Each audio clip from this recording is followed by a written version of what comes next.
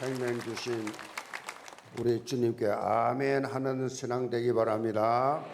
신앙 고백합니다. 주는 그리스도시요 살아계신 하나님의 아들이십니다. 아멘. 우리 국내 지교회, 해외 지교회 서로 다 인사합시다. 예수님 다시 오십니다. 다윗의 말씀 가지고 행복한 기다림이란 제목으로 말씀을 드립니다.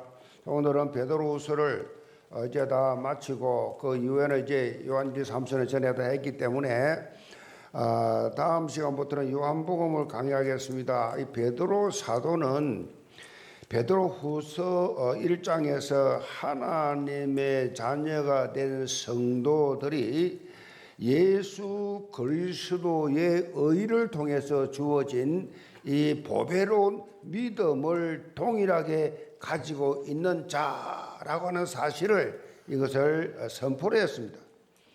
자, 그리고 이런 영적 한 가족 의식을 가지고 또 하나님의 부르심과 또 택하심에 대한 이 합당한 삶을 살면서 우리가 삶의 열매를 맺는 그런 삶을 살아야 할 것을 강조하고 있습니다. 영적으로 확실하게 무장해서 세상 속에서 승승장구하는 그런 삶을 살아라 라는 메시지지요.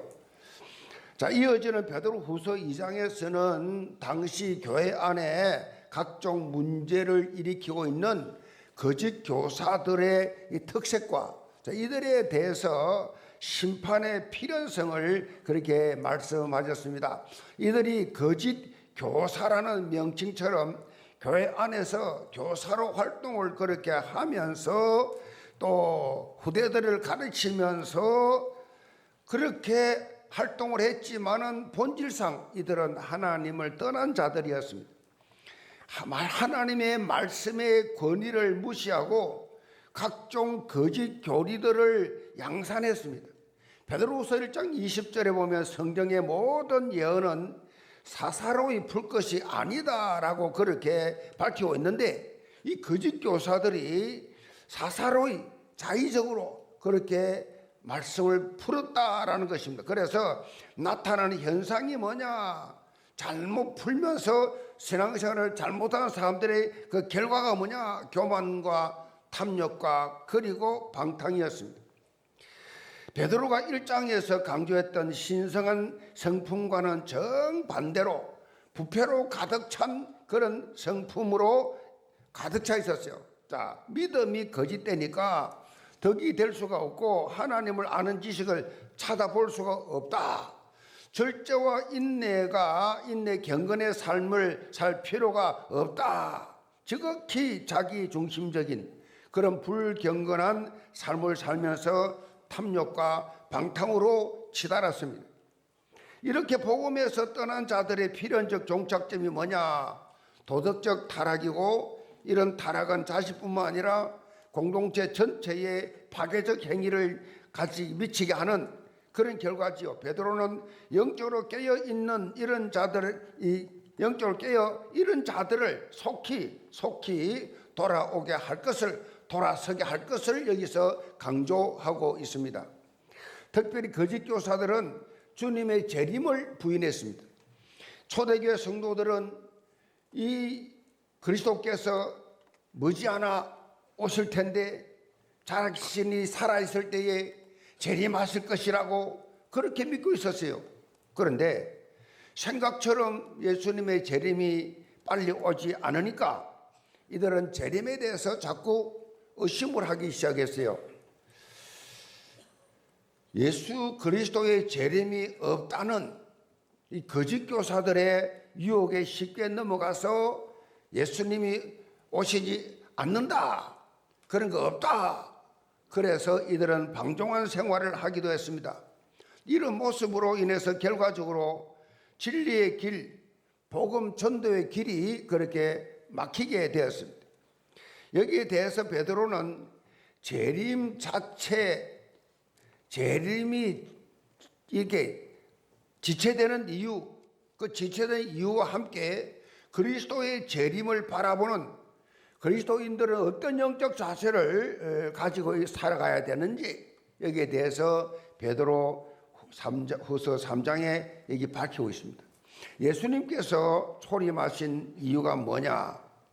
예수님께서 하나님이신데 왜 이 땅에 육신의 옷을 입고 이 땅에 오셨느냐?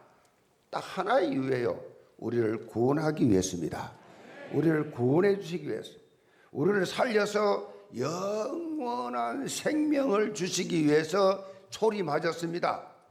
그러나 재림하시는 예수님은 정반대입니다.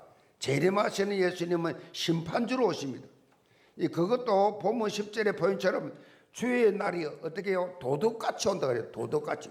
도둑이 언제 올지 몰라. 도둑같이 온다. 그래서 그때를 대비해서 영적으로 준비하고 뭐요? 깨어 있어라. 깨어 있어라 그랬어.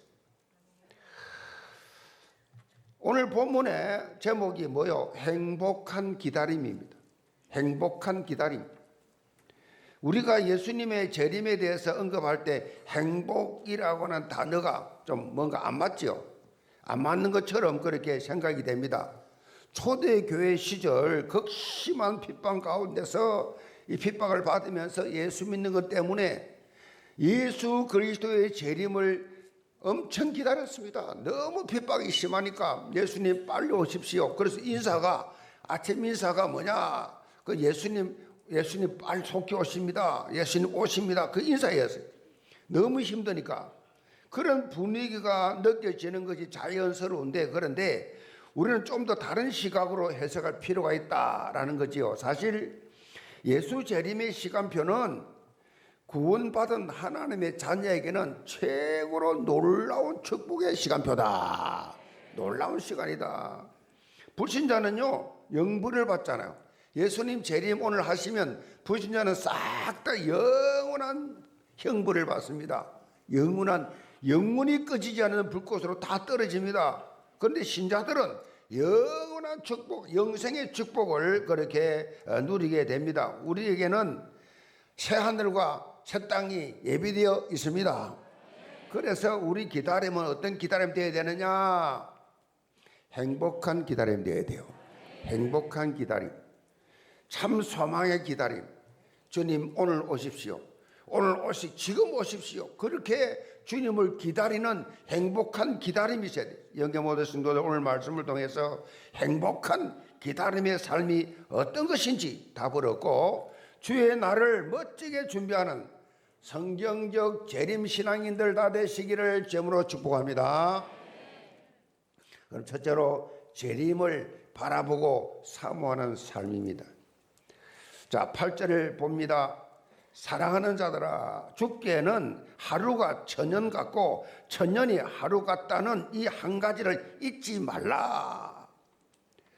본문의 주께서 하루가 천년 같고 천년이 하루 같다, 이 표현은요 시편 90편 4절에 나오는 말씀입니다. 주의 목전에는 천년이 지나간 어제 같으며 밤의 한순간 같을 뿐이니이다. 자, 하나님의 사람 모세 기도인데요, 이 내용은 영원하신 하나님과 잠깐 있다가 사라지는 인생을 대조하는 말씀이지요. 이 베드로가 이 말씀을 인용한 이유가 있어요. 하나님은 시공간을 초월하시는 그런 분으로서 인간의 시간 개념을 가지고 예수 그리스도의 재림이 지체된다라고 오해해서는 안 된다라는 말씀이죠. 시공간의 이 제약 아래 있는 인간이 하나님을 의심하면서 자기 생각대로 판단한다, 이 어불성설이지요. 사실 부활하신 예수님은 성천하시기 직전에 이미 재림에 대해서 답을 주셨어요. 그 답이 사도행전 1장 7절에 나오죠. 때와 시기는 아버지께서 자기의 권한에 두셨으니 너희의 알 바 아니요. 때와 시기에 대해서는 그 누구도 알 수 없고 오직 창조주 하나님만이 아신다라고 말씀하시고, 하나님이 정하신 시간표에 따라서 정확하게 이루어진다. 예수님께서 이 말씀하신 후에 어떤 말씀하셨습니까? 1장 7절에 말씀하시고 1장 8절에서는 자, 때와 시기 이거 신경 쓰지 마. 예수님 언제 오실지 그거 신경 쓸 것이 아니라 너희가 성령의 권능을 받아서 땅끝까지 정인된 삶을 사는 것이 중요하다. 마르토스 정인된 삶을 사는 것이 중요하다는 거지요. 이게 우리의 삶의 영적 본질이다. 이 주님의 종말 주님이 오시는 재림에 대해서 잘못 오해를 해가지고 예수님이 10월 28일 오신다고 흰 옷 입고 그렇게 앉아가지고 그런 짓을 얼마나 많이 했어요. 주님이 언제 오신다 그건 주님 알아서 하시고 나는 할 일이 뭐냐. 우리는 땅끝까지 예수님이 그리스도라고 복음을 전개해서 구원의 길을 제시하는 것이 우리의 본질이다. 그래서 만나는 사람들에게 누구에게나 영적 이 구원의 길을 제시하는 것입니다. 신앙생활에 문제가 발생하는 이유는 거짓 교사들이 하나님의 말씀의 본질을 놓치고 자의적인 해석을 해가지고 그래서 이단과 사이비가 나오는 이유가 여기 있는 겁니다. 말씀을 자기들 마음대로 했어요. 자기 편리한 대로 그렇게 해석을 해가지고 여기서 이단 사이비가 나와요. 영접모든 성도들 언제나 말씀 중심의 신앙생활 하시기 바랍니다. 말씀 중심의 신앙생활. 오늘 연 주보를 보시면 간증이 하나 나와요. 그 자매가 많은 교회를 다녔지만은 이 예원교회 처음으로 누가 말해서 나왔더니 성경적 설교를 하는 교회를 한국에도 있구나. 제가 보니까 한국 사람 같기도 하고 아닌 것 같기도 하고 그런데 한국에도 성경적 설교하는 교회도 있구나. 그래서 정착했다 그래요. 성경적 신앙생활 하시기 바랍니다. 성경적 신앙생활. 문제가 올 때 여러분 이 무슨 말이에요? 성경 신앙생활이 뭐예요? 문제가 올 때에 인생 살다 보면 문제가 많이 오잖아요. 문제가 올 때에 어디서 답을 찾아야 되느냐? 하나님 말씀에서 답을 찾아야 돼요.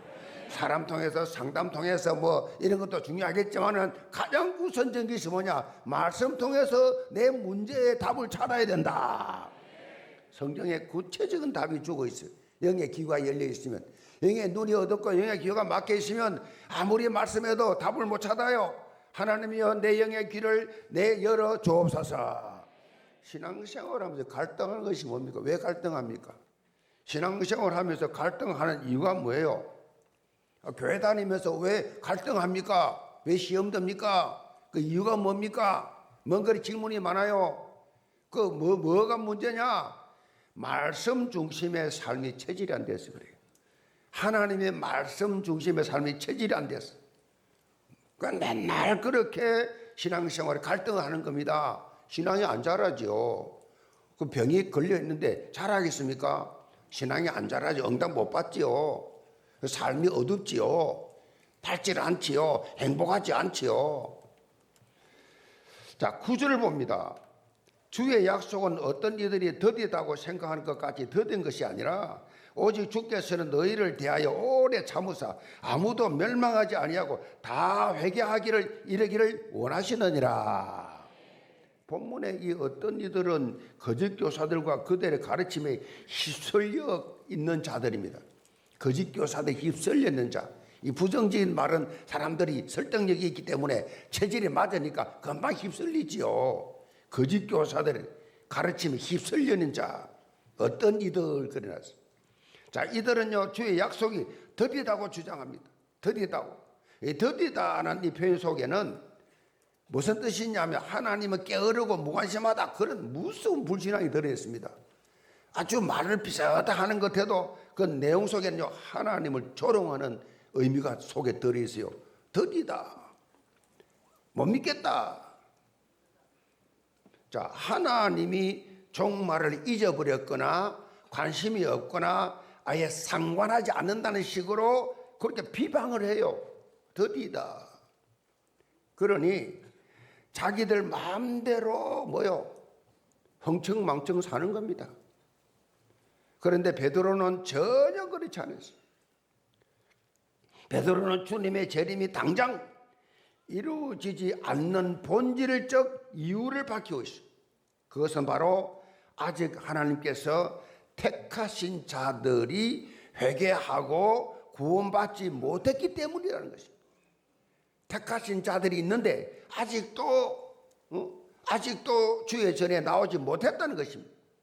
아직도 회개하지 않았다는 것입니다. 베드로는 재림이 지체되는 것처럼 보이는 근본 이유는 하나님의 오래 참으심. 다시 말해서 인간들을 향하신 하나님의 크신 사랑 때문이다. 한 명이라도 구원받기 위해서. 하나님은 아무도 멸망하지 않고 다 회개하고 구원받기를 원하시는 분이신 줄 믿으시기 바랍니다. 다음 주일에 새생명의 초청주일입니다. 우리가 이런 하나님의 놀라운 이 사랑을 가슴에 품고 현장을 바라보시기 바랍니다. 지금까지 우리 대개구 각 기관, 각 부서에서 오직 정인으로 서기 위해서 열정을 다해서 지금 도전하고 있습니다. 이제 마지막 한 주 남았습니다. 여러분이 한 번 더 기도하고 한 번 더 전화하고 한 번 더 연락하고 한 번 더 만나보시길 바랍니다. 한 번 더 만나보시고 포기하지 마세요. 집 나간 고매를 찾아가서 그를 다시 데려오라는 하나님의 음성을 듣고 순종한 이 호세의 심정, 이 가슴을 여러분 마음에 품으시길 바랍니다. 10절 봅니다. 그러나 주의 날이 도둑같이 오리니 그날에는 하늘이 큰 소리로 떠나가고 물질이 뜨거운 불에 풀어지고 땅과 그 중에 있는 모든 일이 드러나리로다.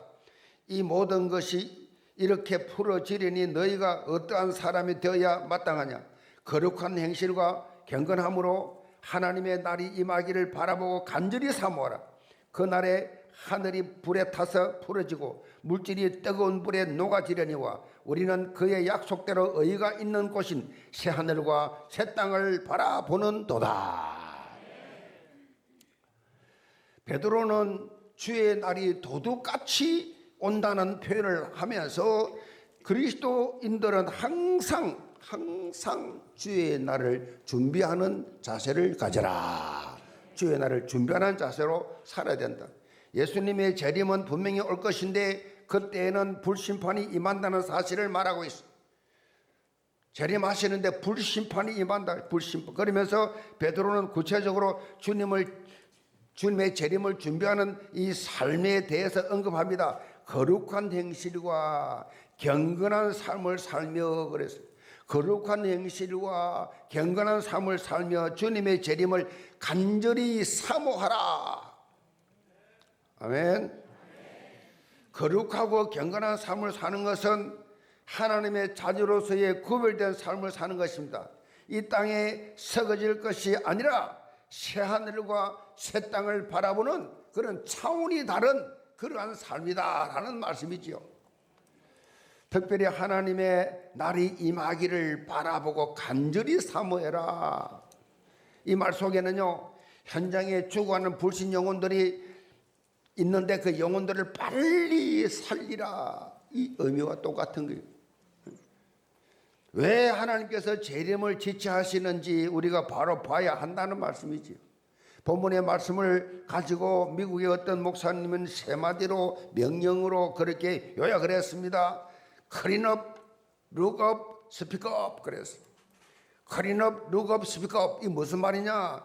그리스도인들은 clean up, 정결하게 살고, look up, 주님 다시 오심을 바라보고, 이 clean up, 소리 높여 복음을 외치는 삶을 살아라. 같이 한번 해볼까요? 좀 어렵지만은 clean up, look up, speak up. 여러분이 끊임없이 하나님 앞에서 늘 이 세 가지 돼야 돼요. 주님이 다시 오시는 그날을 기다리며 외치면서 준비하는 삶, 이 거룩한 삶, 경건한 삶은요, 삶의 현장에서 이루어집니다. 삶의 현장에서. 자기 혼자서 아무리 거룩한 척, 경건한 척 해봐야 아무 소용없습니다. 복음 전파의 시급성을 깨닫고 삶 속에서 구체적으로 그렇게 그리스도의 향기를 바라는 삶을 거룩한 삶이라, 경건한 삶이라 그럽니다.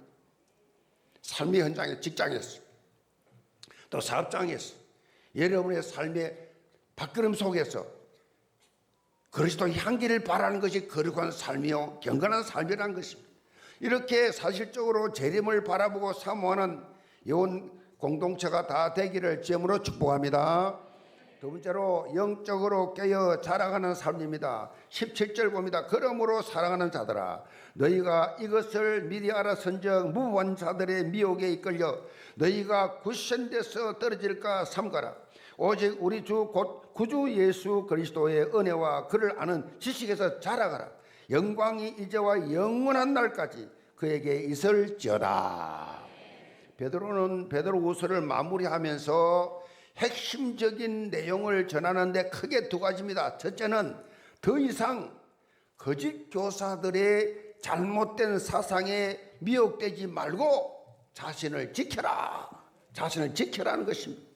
이것은 바로 예수 그리스도의 십자가 대속과 부활 다시 오실 재림을 통하여 우리에게 약속하신 새하늘과 새 땅, 그것의 복음을 이 새 땅의 이 복음을 전하는 그 진리를 그 의의 길에서 벗어나지 말라는 것입니다. 사실 거짓 교사들에게 미혹당하는 것, 거짓 교사들에게 미혹당하는 것, 교회 안에 와서 누구 말 한마디 듣고 시험 드는 것, 낙심하는 것, 그게 마치 말이요, 그것은요 교통사고 당하는 것과 똑같아요.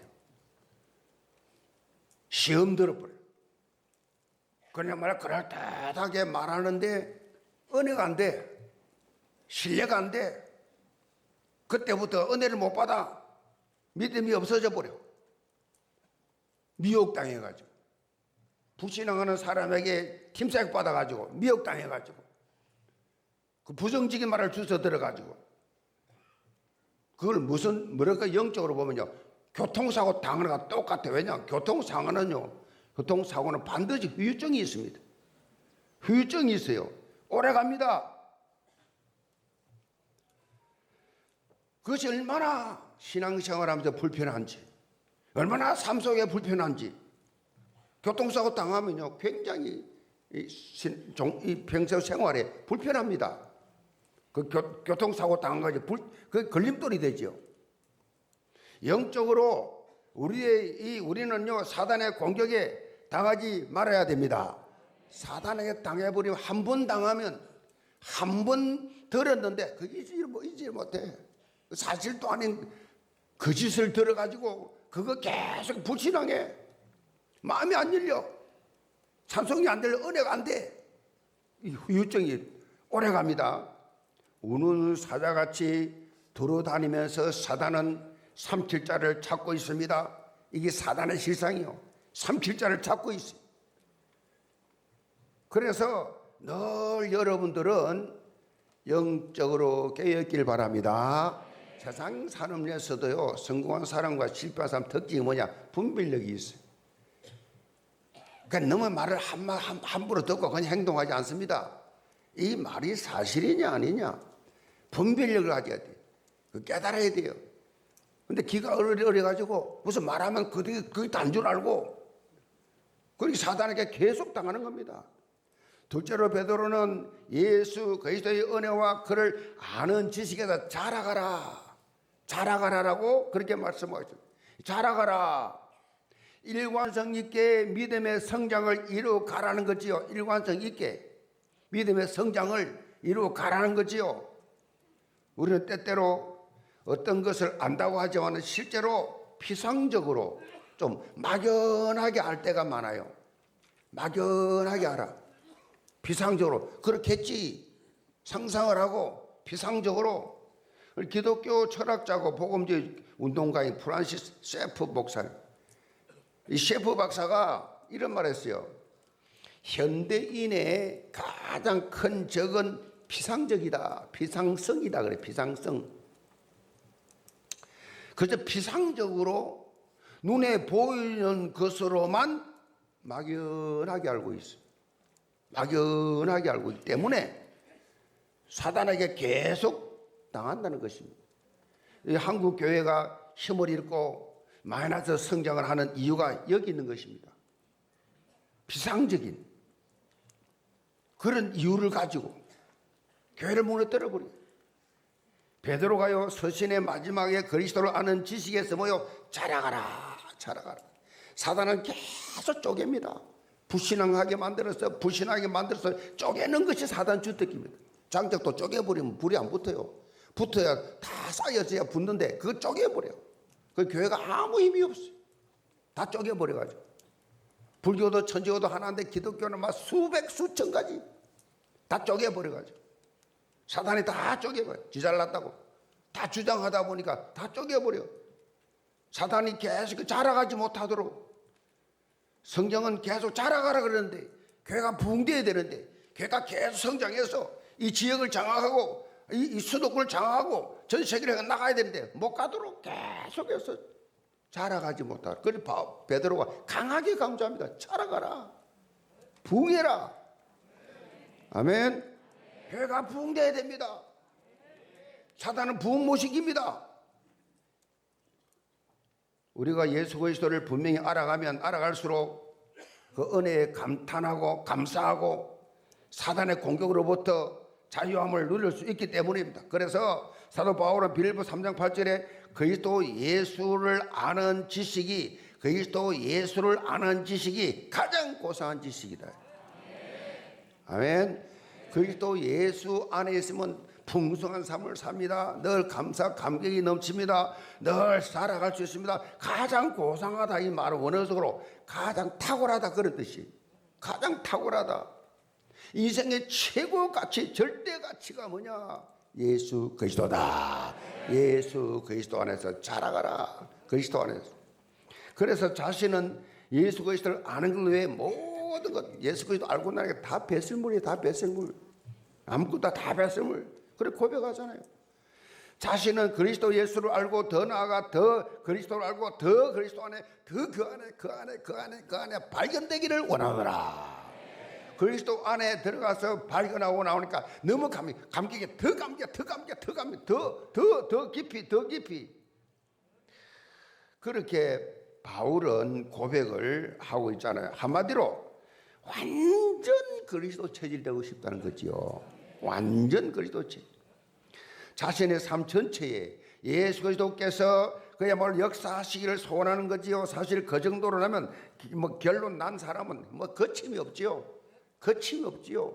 생산적이지요. 살려내지요. 활력이 있지요.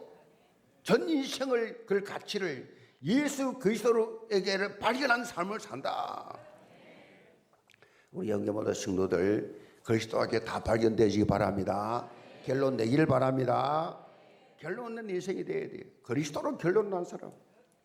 마치 나무가 땅 아래 깊이 뿌리를 내리고 위로 가지가 쫙 뻗어가서 꽃이 아름답게 피고 그런 열매를 맺듯이 여기 모든 성도들 삶 속에 예수 그리스도의 깊이와 높이와 길이와 넓이를 날마다 체험하면서 아름다운 결실을 맺는 증거 있기를 점으로 축복합니다.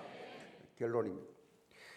오늘 설교 후에 성찬식을 진행하는데 종교개혁자 요한 칼빈은 기독교 강요 책에서 우리가 받은 은혜를 세 가지로 정리하고 있어요. 우리가 받은 은혜의 첫 번째가 뭐예요? 말씀이에요. 첫 번째가 말씀.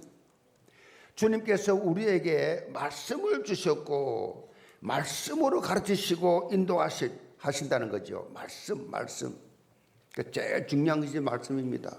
여러분이요 신앙생활 하면서 제일 중요하게 봐야 될 것 예배 시간에 하나님의 말씀을 통하여 답을 찾으시기 바랍니다. 안 그러면 교회 나올 필요가 없어요. 교회 백날 다녀봐야 소용없습니다. 말씀을 안 잡기 때문에 사단이 못 잡게 만들어요. 말씀을 잡아야 돼. 말씀을. 그래서 기도까지 하는 겁니다. 들으면서 은혜 되는 거는 내게 오는 거 딱 내 말 오는 거 딱 부딪혀 적고 그거 일주일 내내 기도해야죠. 말씀이 최고요. 아멘.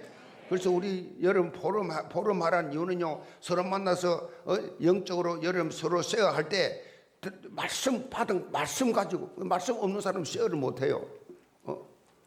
뭐 말씀이 있어야 뭐 대화를 하지. 세상적인 말을 안 먹어주지. 영적인 말만 하는 분위기 속에서 뭐 말이 뭐 내가 받은 은혜가 내 속에 있는 게 있어야 무슨 대화를 하지. 여러분 하나님 오늘부터 내 속에 말씀이 각인되게 하여 주옵소서. 두 번째가 성례예요. 성례가 뭐예요? 세례와 성찬이지요. 세례는 금요를 행했고 오늘 성찬합니다.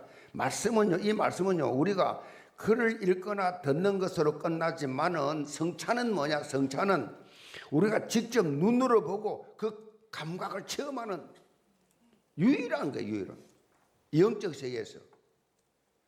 성도 어거스틴은요 성례를 보이지 않는 은혜에 보이는 형태라고 말했어요. 성례가 하는 역할이 뭐냐? 말씀이 하는 일과 똑같이 우리에게 그리스도를 나타내주고 그리스도 안에서 은혜를 깨닫게 해주는데 이것이 시청각 눈으로 보이도록. 세 번째 우리에게 주시는 은혜는 성령이에요.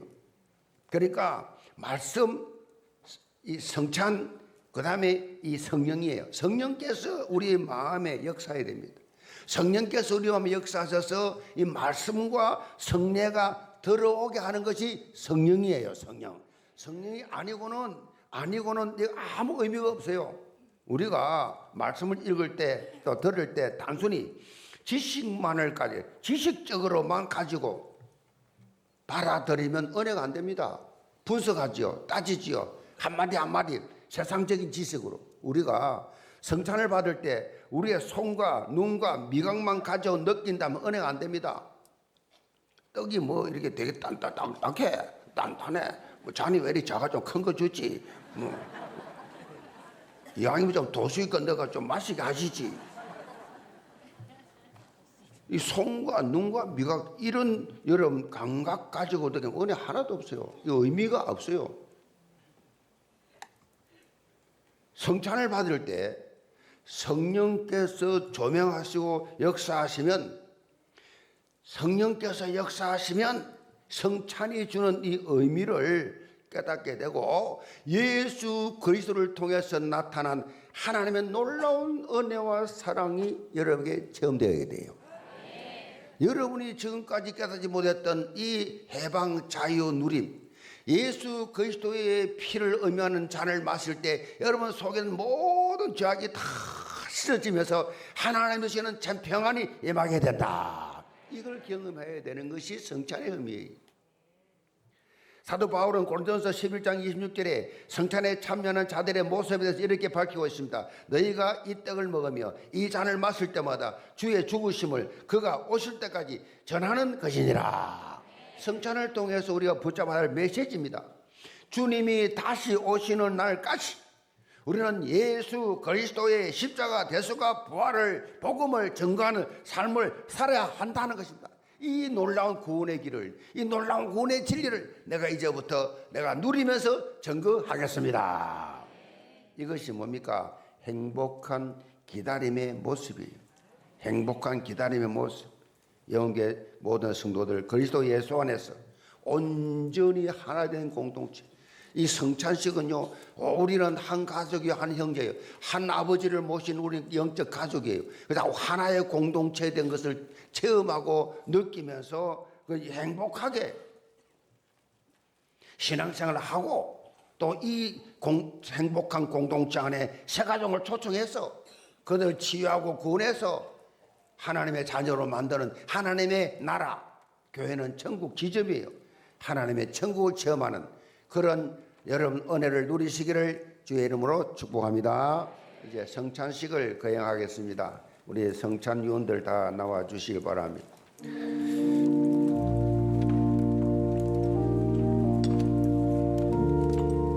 성찬식은 예수님께서 잡히시기 전날에 직접 하시면서 이거를 내가 올 때까지, 내가 다시 올 때까지, 재림할 때까지 이 성찬식을 거행을 하라고